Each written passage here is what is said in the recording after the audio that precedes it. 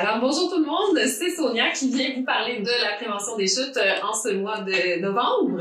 Donc ce qu'on veut faire aujourd'hui, on veut parler de comment garder ses os en santé. Alors j'ai 5 trucs pour vous à appliquer au quotidien quand même assez facilement. Premier truc, côté alimentation. Ce qu'on peut faire pour garder ses os en santé, c'est se nourrir en fait d'aliments qui sont riches en calcium et en vitamines. Des sources de calcium, les produits laitiers qu'on connaît tous très bien, donc le lait, les œufs, le fromage et tout. Il y a aussi peut-être que c'est un petit peu moins connu, le tofu, les épinards qui contiennent du calcium, les sardines en boîte si vous aimez ça, et les haricots blancs noirs. Donc pour ce qui est de la vitamine D, les aliments qui en renferment beaucoup, on parle encore une fois du lait, on parle des œufs, on parle du foie et on parle du poisson. Donc certains types de poissons, entre autres le saumon, le maquereau, le hareng. Donc, si vous avez plus de questions concernant la nutrition ou une condition de santé particulière, on vous conseille évidemment d'aller rencontrer un nutritionniste. Alors, deuxième conseil concernant la santé de ses os, on veut limiter autant que possible, en fait, notre consommation de café, de thé, d'alcool, de liqueur et de sel, parce que tous ces aliments, en fait, vont limiter l'absorption du calcium par les os. Donc, si on sait qu'on consomme un peu plus d'un de ces aliments-là, on peut peut-être essayer d'en réduire justement la consommation.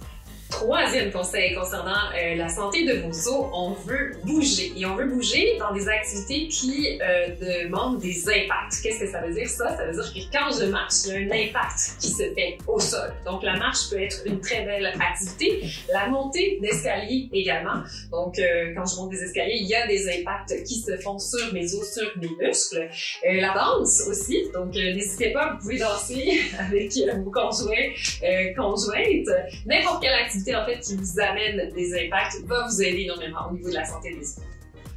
Donc, on peut également stimuler la production osseuse en faisant des exercices avec résistance, hein? Donc avec des poids et haltères, avec des boîtes de conserve que vous avez chez vous, avec des bouteilles d'eau, ça fonctionne tout aussi bien. On conseille environ 3 fois semaine pour une durée d'à peu près 30 minutes. OK, donc notre dernier conseil concernant la santé osseuse, ce serait d'essayer le plus possible de garder une posture droite, autant quand vous êtes assis que quand vous êtes debout. Mieux vaut être droit en fait qu'être plus refermé, comme ça ici vers l'avant, ce qui projette votre centre de masse vers l'avant et ce qui vous met à risque de chute. Donc, le plus possible, on se tient droit. Alors, en conclusion, on veut vraiment garder une excellente santé osseuse parce que si jamais il y a une chute, ça peut faire toute la différence entre une chute avec peu de conséquences ou des conséquences plus graves comme une fracture ou même une hospitalisation.